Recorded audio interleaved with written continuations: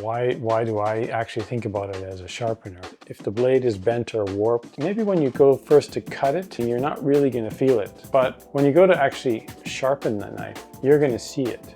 You want your knife to last as long as possible. So it's really, as a sharpener, at the kind of level that I'm always trying to reach, I'm just naturally looking for these things. Okay, so here we are in the new workshop, and a lot has happened since, I guess, our last video. We started renovating this place in March, and now it's mid-June. And from then till now, we did a lot of renovations on this place. It took a lot of work to get it to where we want it to now, but it's really nice. Yeah, we set everything up the way we want to work. I set up the workshop for myself, how I want to work. And it's amazing, and my sink is amazing. I love it. But a lot happened in between that time until now. A lot of the renovations we did, cleaning and moving all those stuff from the old workshop to this workshop. And also, unfortunately, along the way, I injured my back pretty badly. But I'm actually doing really well and starting to get back to sharpening. We're going to cover all that in another video and kind of walk you through this new workshop. So today, actually, we're going to be talking about a topic that I get asked a lot, and that is, what is a good knife? What do I look for as a sharpener in a knife? Kind of go through a lot of the different details about what I'm personally looking for when I'm looking at a knife, and what is a good knife and what I consider to be a good knife as a professional sharpener.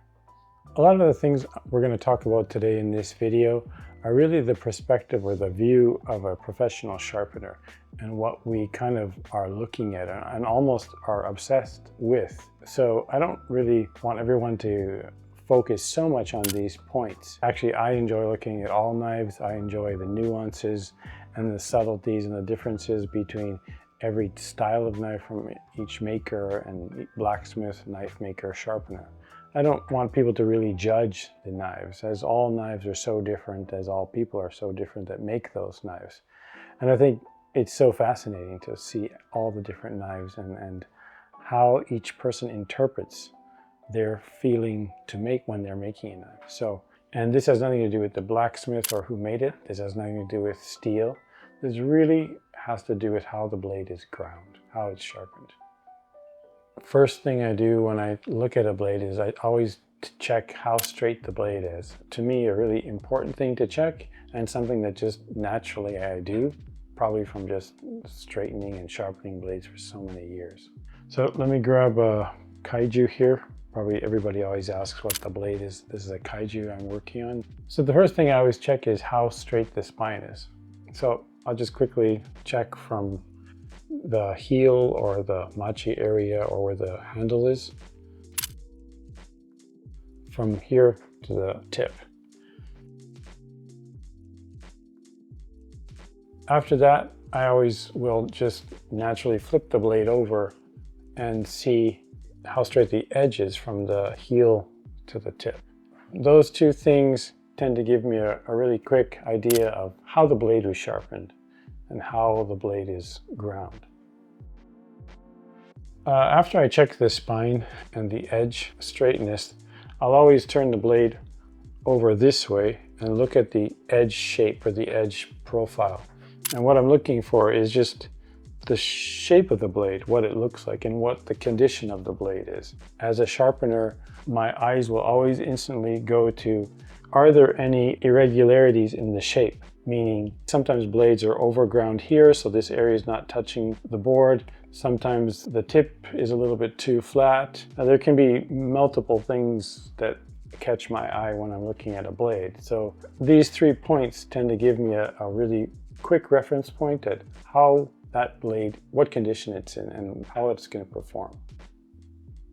After I check these 3 points, and it kind of gives me a good idea where the blade's at, I'll always actually turn the blade around like this, and I'll just check the straightness from the tip going towards the back of the blade, and also do the same thing. I'll turn it around and look from here to here. If I'm in a knife shop, I won't do that, because it'll draw a little too much attention to me, and I don't want people to get nervous. So I don't do those kind of things in a knife shop, but that's what I'm looking at that though. I always look at this, and I always turn it around and look at this way. The next thing I look for in a kitchen knife is, and this is really just more for the overall balance and look of the knife, and that's how well the handle was installed or attached. In Sakai, actually in Konosuke, we spent a lot of time attaching handles, trying to get it perfect. I'm talking more about a Japanese Gyuto. So I'm looking at, is the line of the back of the handle, does it fall straight with the edge, with the spine of the blade across like this? Sometimes if you look at blades, they're slightly up or slightly down. So I'm looking at that the balance is straight across from the end of the handle to the tip. The other thing I'm going to look for is how the blade was attached. I'll look at it like from here, and what I'm looking for is the balance of the handle installed properly. And I'm looking at kind of where the blade is, how it was installed. Sometimes when you look at some blades, you can kind of tell the balance of it because it's going to either be this way or that way. So I'm looking for a nice clean balance, kind of 90 degrees when it's installed into the handle. Those are all the points I first will look at. And all those things kind of give me a really quick general overview of the blade, and I can really quickly tell, oh, okay, this blade's going to be like this, it's going to be like that, and I can tell the condition of the blade. And this is a brand new blade or a used blade, but these things give me an overall idea of where the blade's at. So why do I look at this? Why do I actually think about it as a sharpener? A lot of the reasons is that if the blade is bent or warped, maybe when you go first to cut it, and you're going to use it to cut something, you're not really going to feel it. But when you go to actually sharpen the knife, you're going to see it. So sometimes when we get blades, or when I look at blades, right at the heel, and in this area here, they're slightly bent this way, or slightly bent that way. So what happens when you go to do your first sharpening on it, you're going to see your bevel that you're sharpening is not clean and crisp all the way from the heel to the tip. You're going to see one area is wider, one area is thinner, wider, and it's going to be uneven. And that's actually because the blade has either been overground or not ground properly, or it needs to be straightened. So that's kind of why I look at that. It's more for maintenance when you do your first sharpening. You want your knife to last as long as possible. So when you first go to sharpen it, or even if you bring the knife to somebody to sharpen, the blade's got to be in a very nice condition for that first maintenance or for that first sharpening. You don't want to give someone a blade that's bent, or if it is bent, you should recognize that, and you can tell whoever's going to do it, or hey, it's got to be straightened first and corrected before I do my first sharpening or before I start maintaining it. The next thing is checking the grind, the overall grind of the knife. Looking at the grind, for me, one tells me the performance of it, but also how it's going to sharpen over time. So the first thing I tend to look for is actually the grind of the knife. I call this behind the cutting edge. What I mean by behind the cutting edge, and what I'm looking for is, that's your cutting edge. That's the edge that you cut with, or the apex of the bevel. The bevel, just behind the cutting edge, you have an area which is your bevel, which is about under a millimeter or a millimeter or so.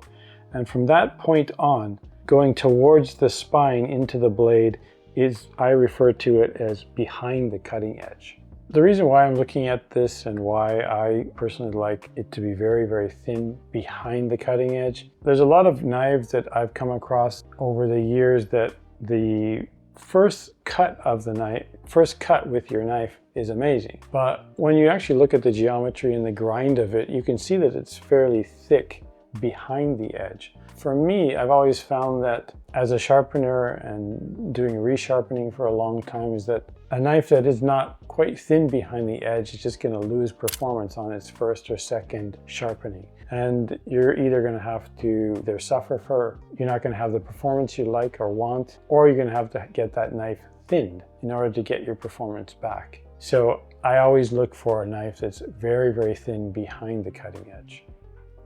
One big key thing for me is just really looking to see how thin it is. And I personally like something that's really thin And that doesn't mean I'm looking for a thin blade. I'm looking for a thin grind. So kaiju is quite thick and heavy on the spine and quite heavy in this area on purpose. But then from here down, it's actually quite thin. The grind is quite thin from here to here. Similar to like blades from Sanjo, for example. Above the heel at the spine is really thick. So sometimes like really thick, but quickly tapers.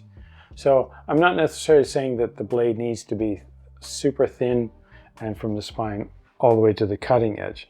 I mean, the grind is thin, and thin in a way that performs well.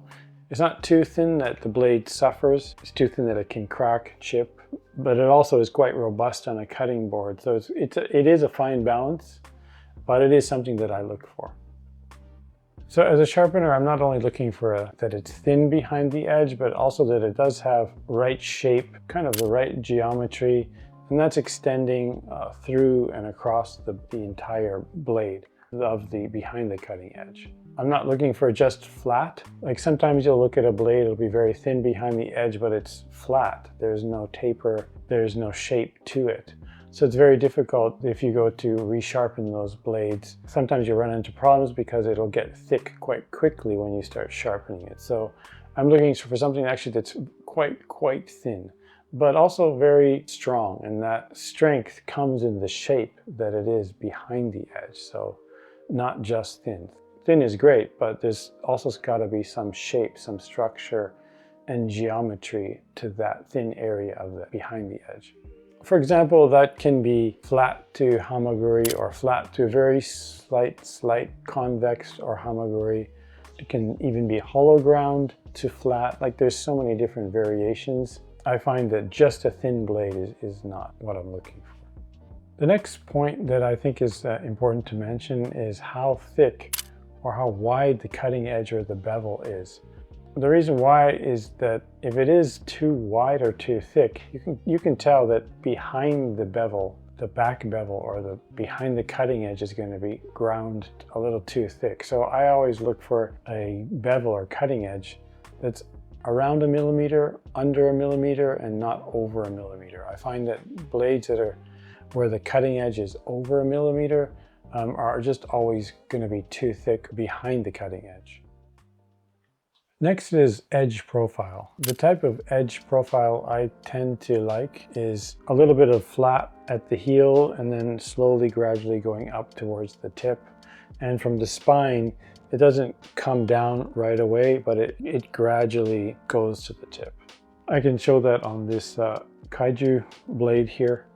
So this is a kaiju blade from Konosuke Sakai. I actually personally really like this shape just because it has a flat area in here, and then from here it really gradually and nicely comes up to the tip, then it's quite flat to about here, and from here it starts to gradually go down to the point, and I find this blade to be really good performance. The heel is quite tall, but it does have a really classic Sakai shape. I'm not really exactly sure where that shape originates from, but in Sakai and also some other areas like Seki, this Gyuto shape. I like the overall performance of this type of blade, or this blade shape, this blade profile. I find that it works in push cutting, rocking, chopping, and also cutting in different angles with the tip. Overall, I find the performance is great. And then for comparison, there's different Gyuto shapes actually all over Japan. One is Sanjo. It has a very different shape. And I'll grab this Heiji. And as you can see, this is also a Gyuto, but it's the flat of the Sakai style was actually from here to here. But the Sanjo style goes almost all the way to here. And then from here, it goes up to the tip. And then the spine actually is almost like an elongated santoku, where it goes right down quite quickly. This blade, and from what I've talked to other sharpeners, is actually great for push cutting, which tends to be something that is more done in Japan. Next would be the balance point, or the balance of the blade. I personally like blade heavy kitchen knives. What I mean by that is the blade, the balance of the blade is on the blade, on the actual blade, not the handle. In Western blades, in the way they're made, or Western style handles, the blade is quite heavy, so the balance point would actually be all the way through and more centered. It feels like there's weight in the handle, where this feels like all the weight is in the blade. It's gonna fall. The reason why I like that is that from working in the kitchens for many years, I find that blade heavy, tall, thin just cuts better and has less fatigue in your arms and your hands when you're cutting, because you can just kind of let the blade do its own work. This is really personal. I prefer this type of blade heavy. One thing that is actually, I think, is really new, maybe in the last 5, 6, 7 years, is people actually buying, selling, trading used kitchen knives. I think it's good to take all the points we discussed when you're actually looking to buy used knives, or ask the person you're buying it from about these points. But other things you want to really ask about is rust. If there is rust, how developed is that rust? Is there patina? And then how is the handle? How is the shape of the blade? Is it bent? Is there twist? All these kind of things, so you get a good overall idea of what you're buying, but also if you're going to get that blade sent to be repaired, you have a good idea of what you can talk to the sharpener on what needs to be done. I covered all the key points that I look at a kitchen knife as a sharpener, what I'm looking for when I'm looking at kitchen knives. I think it's worth noting that a lot of the blacksmith and sharpeners or knife makers, they're not actually expecting people to completely refinish or polish their kitchen knives. Most of the time when they make them, and they're making lots, hundreds, so they're not really expecting people to take those knives and fully resharpen them, fully polish them. So there's always going to be low spots. There's going to be all these imperfections that I don't really think should really be thought that that's a bad thing, actually. It's just, that's the nature of knife making when you're making hundreds and thousands of knives.